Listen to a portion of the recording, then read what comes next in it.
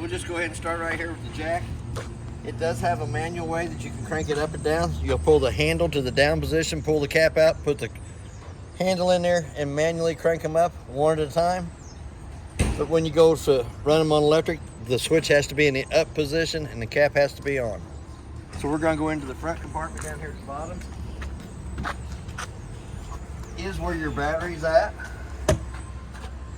Does have a fusible link on it for the solar panels.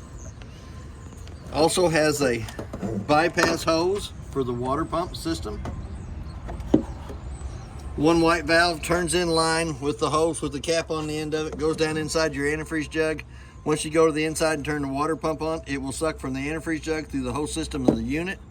We're going to turn it back into the normal operating position because that's what it was in. And we also have the drain plug for the freshwater tank down here at the bottom. It is a T-handle that gets pulled up to drain. And that's about it for the water compartment here, so we're going to go right on past it. It does have a 7-way holder on the front of the unit that keeps the 7-way up off the ground, keeps it from getting corroded. We also have a battery disconnect. The battery disconnect is used for any time you're not using the unit and you want to save all the 12-volt juice that's in the battery. All you have to do is turn the key to the off position, pull the key out, put the little cap over the front of it, and it will store all the juice that's in the battery at the time of that. Pull the cap back off, put the little red key back in the front, turn it to where it is in the on position. Now you got 12 volt going back to the unit, but it also has a charging port down here at the bottom so that if you come to it and the battery's dead, you can hook a jumper box up to this and give you 12 volt to the unit, or you can hook a set of jumper cables up to it and get 12 volt to the unit from the vehicle you're getting ready to hook onto. It does have a cap light here on the side that you turn on. It turns your little blue cap light on the front of the unit on. Gives you a little decorative lighting out front. All four of the jacks are plugged into their own individual 2-prong plug-in. So we're going to step right around the side. You do have a freshwater tank fill here at the bottom that you can hook a water hose into and fill your freshwater tank on the unit. It's always good to put your water hose in, turn your water pressure on, open up that front compartment and watch that freshwater tank fill up 1/3, 2/3 full. Once it hits the top probe, go ahead and shut your water pressure off going to the freshwater connection. You also, right above it, you have a city water connect that you can hook to with a water hose and a pressure regulator and never have to fill the tank. Work right off the water pressure going to that city water connect. Next one back is where your propane cylinder is. It is a 30-pound propane cylinder. We're going to go ahead and turn it on so that we can light the stove and oven on the inside. And it is strapped with a metal strap in the center and does have a little L bracket at the back that holds the bottle in place. As we step down through here, it does have 2 low water drain points on the unit. The blue line is the cold side of the water system. The red side is the hot side of the water system. You'll use those for winterizing and dewinterizing and in between trips to drain the water out from the lines on the inside. It also has an outside shower. It's got little blue holes here in the back compartment that clicks in here. Gives you hot and cold water on this side of the unit over here only. Does have a stove range hood. The 2 tabs have to be lifted up on the flapper. It allows the flapper to flap. Not that you burn anything, but to pull smoke from the inside of the unit to the outside. But when you're in travel, you'll want to make sure that they're pushed back down in, and I'm going to have to get a ladder because I'm too short for that. But push them back in to where they're secured during travel so they don't sit there and flap till it breaks its way out. It also has a 30-amp cord that goes on, makes a quarter of a turn, tighten up the black knob. Green light indicates that it has 110 power coming into it. It is 30 foot long. It's plugged into the building over here on the side. We do have a 110 outlet on the outside of the unit over here. We also have a park cable hookup and a satellite hookup, so that if you're at a park that has cable, you can hook that and you'll have the same cable the park has on your TVs on the inside. Or if you buy the satellite dish that sits out beside the unit, plug into there. You have to change your connections on the back of the TV up front to be for satellite instead of TV, and then you'll have the same satellite that the satellite dish will pick up wherever you're at. It does have an outside part of the furnace. It's going to suck cold air in the top, hot air out the bottom. It already has the mud dauber screen over the outside. It's a very wise investment. It's less than 20 bucks. It's $155 an hour for every hour that I have to take the furnace out to clean the mud daubers out of. Once it's been lit on propane, for some reason, them little critters love that smell, and they go there, they build their little dirt nest, which cuts your airflow down and causes your furnace to not cycle properly. So that is a very wise investment.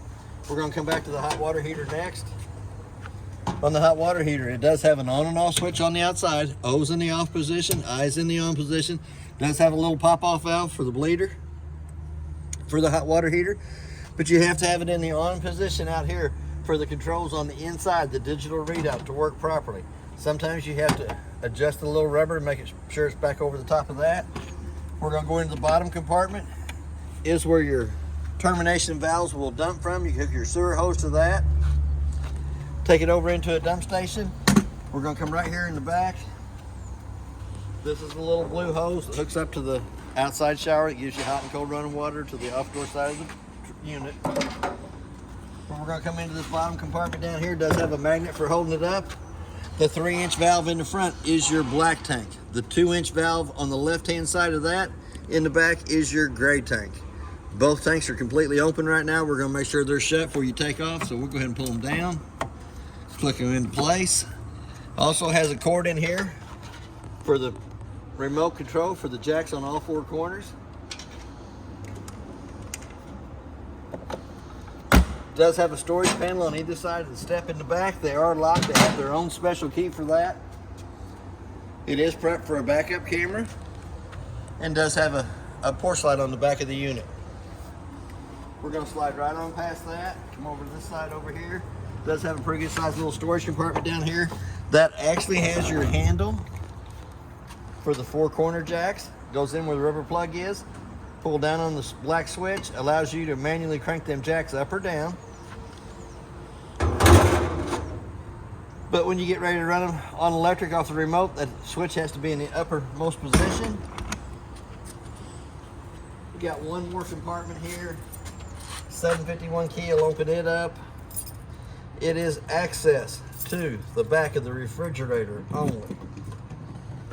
Lets you into the Wagos where the 12 volts hooked up, into the back of the refrigerator. Does have the 2 outside speakers on the unit. I'll have to show you more about that on the stereo when we get to the inside. And we'll run both the awnings out, and it does have LED lights on either one of the arms, front and back. We'll have them back here too. So we're gonna pull the grab handle over to the side. We're gonna unlock the door. The keys for the unit are inside in the top kitchen drawer. But we're gonna open it up. We're going to pull the remote out. We're going to show you how to fire it up.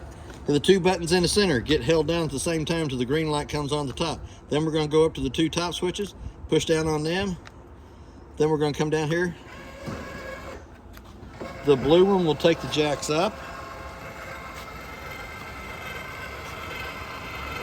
The red one will run the jacks down.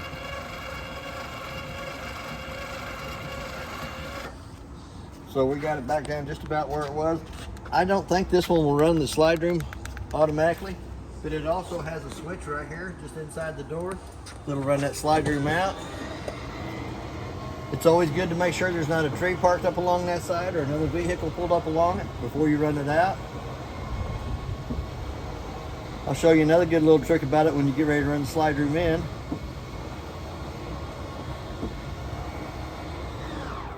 So we got the slide room run all the way out. It does have a little handle here at the bottom of the steps as we come in. Lift it up.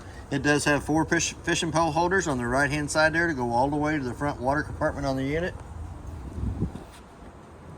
We'll step up in there. It does have a working fire extinguisher on the right hand side as we step in. We're going to go over to the monitor panel. We'll start with it at the top, which is your battery. Shows you the battery is fully charged. To get an accurate reading on the battery, you really need to have the 110 line unplugged and then push the battery button. We're going to go to the fresh tank, showing it's got 1/3 of a tank of water left in it. Black tank showing you that it's empty. Gray tank showing you that it's empty. As they fill up, they'll show 1/3, 2/3 full as they're filling. The switch right to the right side of that, the top red one, is the water pump switch that turns the water pump on between the freshwater tank and the faucets. We'll turn it on. Heard a little squirt in the bathroom. The next one is the porch light that turns the little clear porch light on the back of the unit on. It has tank heaters underneath it, so we can turn them on. And then we got awning lights 1 and 2. Awning lights 1, awning lights 2. Living room lights is right above it, which turns the center row of lights on in the living and kitchen area. So we're going to come back down to the awning and we're going to extend them out. Let's do the back one first.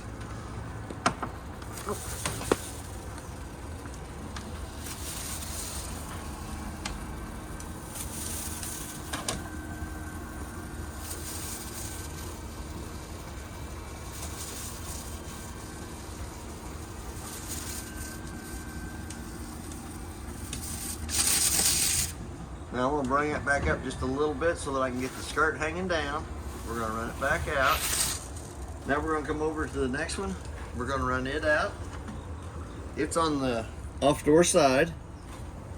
Be awning number 2. And you can actually watch it go out through the window here. Slide through.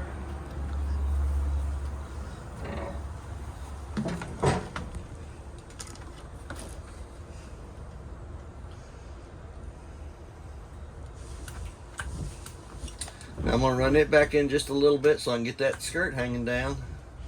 Now we're back out and got the skirt hanging down. We're going to go out and look at each one of the arms.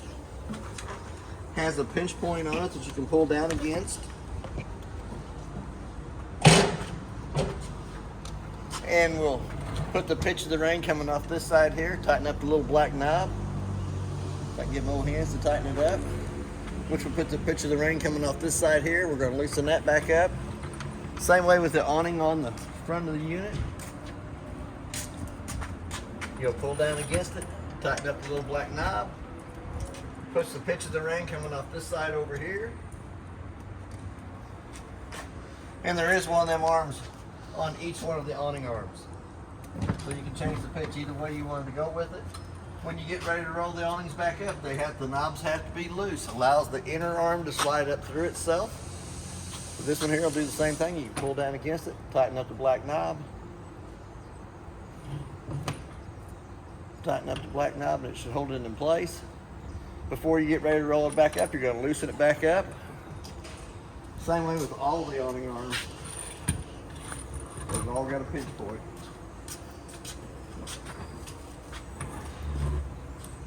Not too bad, so we'll go back inside the unit.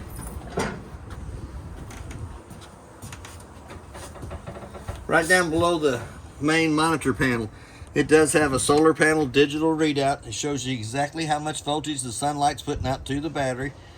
Shows you at the top, the little solar panel on top, little arrow going over to the battery, and then the little arrow going over to the lights. Right to the right side of that is the button that turns the hot water heater on. You can dial your temperatures up and down. You can change it from Celsius to Fahrenheit. Why you do that, I would never know. And then you have your on and off button. It's going to have a little sprinkler head on the left hand side. It's going to have a little fan in the center. And then it's going to have a little flame on the right hand side, indicating that the water heater is circulating water through it to the faucets. And the little flame will show you that it does light. And within about a minute's time, you'll be able to tell the temperature change to the faucets, whichever faucet you're running, kitchen, bathroom, or shower. A little dimmer switch off to the side here turns your little LED lights underneath the steps and underneath the cabinet on. Top right hand switch turns the ones right above us on. And then the ones on the cabinet have to be turned on by hand. They got a little push button in the center of those. Then we got our TV up here at the top. We'll grab the remote and turn it on. If I'm not mistaken, it got 39 channels on the TV when we programmed it to pick up the channels that it would pick up. That's channel 5. It says I'm not going to pick you up today, so let's go down to 4. Big weekend across the area. All kinds of That's about 80 outdoor miles away from festivities here. going on over the That's weekend. working with We're the gonna start antenna off on today with a top, high of 92 the power degrees. booster here to the side, Hot and humid through to the today, and TV. max heat index could get up to 90. Showing you it's going to be hot today. That's all we needed to see. So I'm going to go ahead and turn that right back off. Yeah, we don't need to see that anymore. The special thing about the TV in the back above the door, it has to be locked in position before you run the slide room in and out. It will crush the TV if the TV's sticking forward of the cabinet space on the left hand side. So the TV has to be locked back into place before you run the slide room in and out. Very valuable lesson we learned. But it will play a DVD between the stereo and the TV. You'll put your DVD in it up here at the top. You'll change your setting on your TV from live TV to, I think it's HDMI cord 1. And then you'll use the remote for the stereo to play the DVD between the stereo and the TV. Or you could just have the stereo on itself.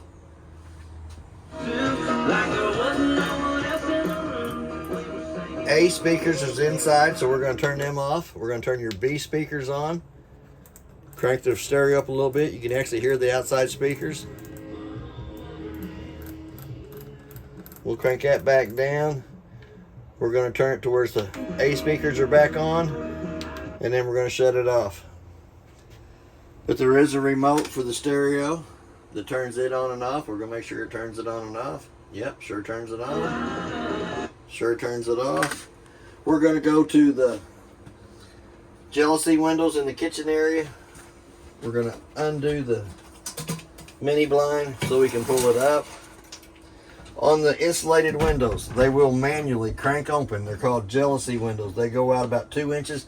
This allows you to have a little airflow from the inside to the outside and can be left open during rains. So we're going to go ahead and close it. They are all screened on the inside with a pull screen that you can pull out for access to the outside. We got a little sponge holder here on the side, a little pretty good size drawer down below it. We're going to come over to the main drawer here. Woo, there's where the keys are. The purple key does your lock and deadbolt on the front door. The gray key does your black slam locks on the outside. Then you have a 751 key that does the outside shower. And then your other key, it's a 545 key, does your 2 locks on the bumper of the unit. Most important piece of paper in the whole unit is this one right here. It does have the model and serial number of all the appliances that's in the unit. It gives you the manufacturer who made it, the brand name, model and serial number. So if you ever have any appliances go out that you need to call the warranty guy to have re-warranty, instead of having to take the appliances apart, you can go to this and look and get your model and serial number right off of that. All the rest of the paperwork that was in the trailer is in the brown bag. There is quite a bit of paperwork inside there. There is pieces for the rest of the TVs, front and back. Also has information on the Lippert electric camper jacks on the side of how to use those and exactly what that is. And there is some really good reading inside here on the remote that tells you how to use the remote too. So wouldn't hurt to take this yellow bag, leave it on the outside too, and just read it so you get familiar with the jacks that's on the unit. We're going to go right back in there with that. Them two there. We're going to leave the keys right here by the front door. We're going to come right on past that. It does have the breaker box down here on the left hand side. The breakers are marked from the top, being your main, exactly what they are from the top to the bottom. Your car fuses on the right hand side are the same way, marked from the top to the bottom.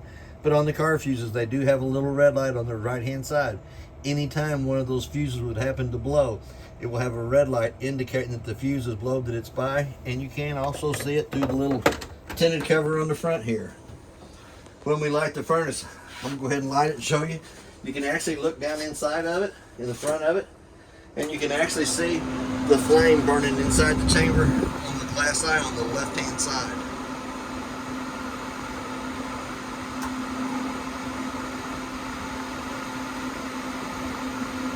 Here in a minute, we're going to have a little clickety click click. And there it is. And there is the blue and yellow flame inside the eye, indicating that the furnace did light. We really don't need that today, so I'm going to go ahead and make sure to turn that right back off.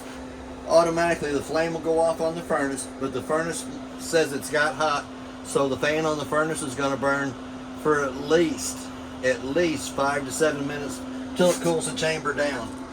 We're going to come back up to the microwave, which is my favorite part. I warm my coffee up in them every day. It does have a clock button on it, so you can set, let's say it's 10:30. And hit that clock button again till the 2 center eyes is flashing. The only reason I set the time on the microwave is if I've left the unit and come back to it, it doesn't have the proper time, that indicates to me that I have lost 110 power coming to the unit while I've been gone. The first thing I usually do is check the refrigerator and make sure that I haven't lost my food service inside of it. It does have a light for the stovetop and a fan. For the fan to work properly, the 2 vents lid on the outside has to be opened up, allows the flapper to flap for that to work properly. It does have a glass stovetop. We're going to fold it up 2 times up out of the way. It does have a button on the very far right hand side that illuminates the valves on the front of the valves for the burners. So we're going to turn it to where it says light position, using the striker on the left hand side to light them. We're going to let them run for just about a minute, and then we can let go of them. If you light them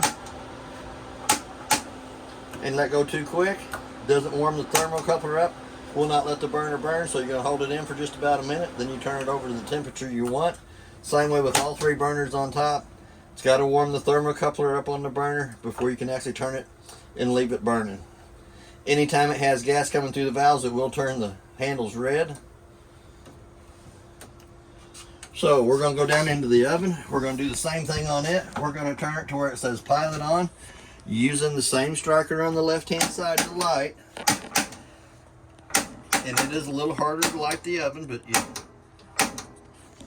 turn it to the pilot position, hold down on the button, lights the pilot light, let that pilot light run for just about a minute, which heats the thermocoupler right above it up.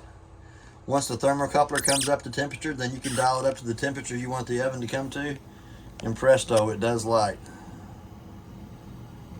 No digging out the old long lighter or match anymore to light the ovens. Don't have to be scared about it. So much easier than it used to be. Yes, it's very simple. So here again, we're going to turn it back off.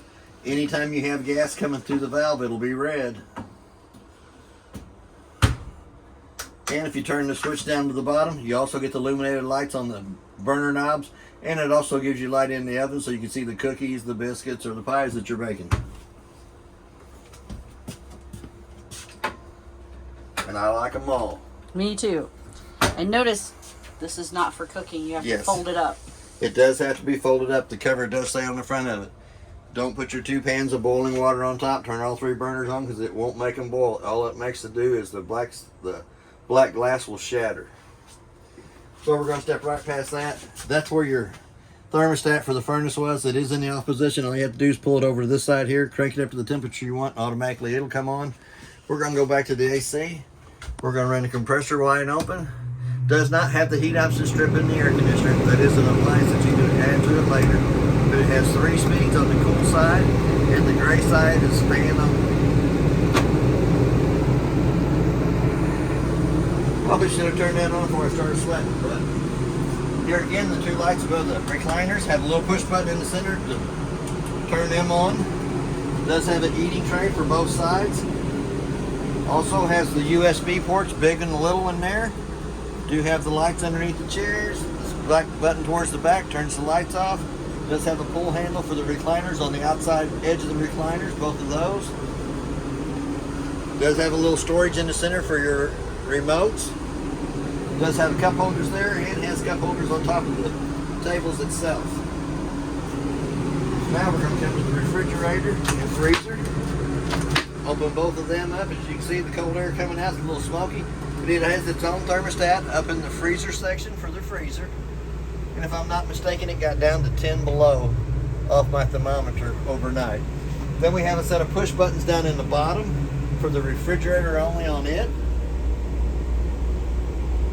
And the button on the far right hand side is the on and off button for turning the refrigerator off. It does have a few little decorative things down in the plastic bag down in the bottom. It gives you an ice tray holder, ice cube holder. It also gives you a little 6 egg holder for there. Refrigerator is pretty good. It'll open from either side. You can open it from this side over here if you're a lefty. Or open it from this side over here if you're a righty. As we go up into the master bedroom area, we have a 110 outlet on the left and right side of the bed. We also have USB ports on the right or left side of the bed. The two lights at the foot of the bed have to be turned on by hand, have a little push button in the center of them. The two reading lights up there at the top have a little push button on them, blue for reading, clear, go back off, blue, and clear. Let's make sure both of them work. Blue light, clear light. Does have a shade in the front so that if you wanted to look out and see your neighbors, you can look out and see the neighbors. If you don't like the neighbors very much, you can close the curtain down. You don't have to look at them. Does have storage on either side of the bed. Does have a clothes closet on this side of the bed. Hang your little clothes in there. We're going to turn that TV on, make sure we got 29 channels in here.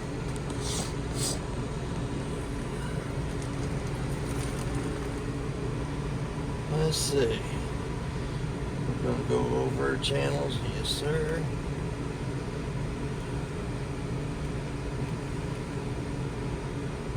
No, I don't want to collect on the internet. Currently seeking. Here again, we're going to go to live TV.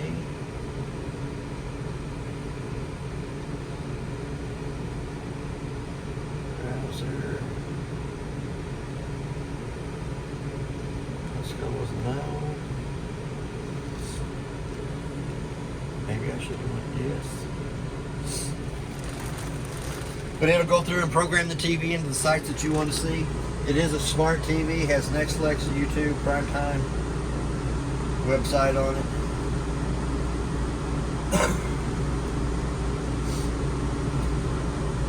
The fantastic fan in the ceiling. You have to pull down against the knob, manually crank up the lid.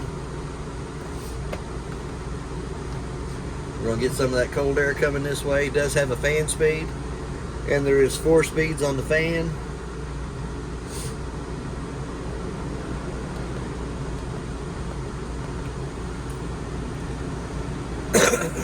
If you notice, when we go to crank the vent down, fan does not shut off. It has an off button for the fan only. Once the vent lid is all the way down, push up on the knurled black knob to lock it in place. It does have a smoke detector in the unit. More closet space over here on this side. Little light has to have a little push button to turn it on in the center. It does have a little hidden storage underneath this clothes rack on this side over here. Ooh, that's cool. Yep.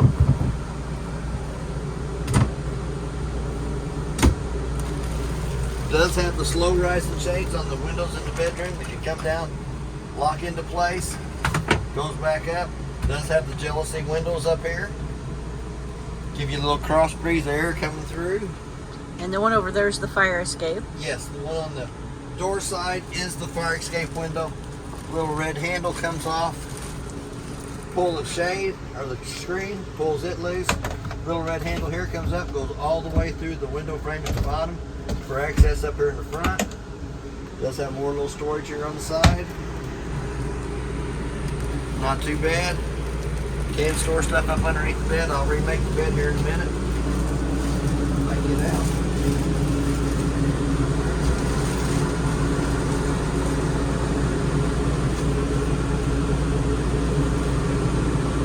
We're going to come back down in here because we got one more thing to show you. We got the bathroom. The bathroom. It's pretty self-explanatory. You got hot water on the left side, cold water on the right side. Light switch turns the lights above us on. Has a 2-drawer medicine cabinet up the top. Here again on the shower. Red button indicates hot side of the water system. Blue light cold. 2 curtains that'll pull and makes a big curtain to block you off right here. Does have pretty good sized storage up here in the cabinets. Extra towels, moisturizers, chemicals, soaps. Pretty good sized drawer. Oh yeah. And then if you take the 4 screws out of this panel here, it will access you into the water pump itself. It is in the back right hand corner. It does have a sink stopper for the bathroom sink. Does have a sink stopper for the shower. If you want to take a really tiny bath. For the little guy. Here again, we got water in the toilet. Push halfway down on the pedal, water comes into it, push all the way down, fills and dumps. Here again, we got a pretty good sized little storage cabinet underneath here. Extra toilet paper. Same way with the vent in the bathroom. Pull down on the black knurled knob, crank the vent up. Fan speeds from 1 to 4. And then you got the off button, or you can come back here and turn them back on. Here again with the knurled knob, once you crank the vent down, the fan does not go off automatically. The fan actually has to be turned off at the fan switch. Push up on the black knurled knob to lock it into place. And that's basically everything on your unit. If you have any questions, I'll try to answer the best that I can. I do have to show you one more thing. It does have an LP carbon monoxide detector at the bottom of the steps. Makes a real annoying little sound. But that is basically everything on your unit. If you have any questions, I'll try to answer them the best that I can. Thank you for your time.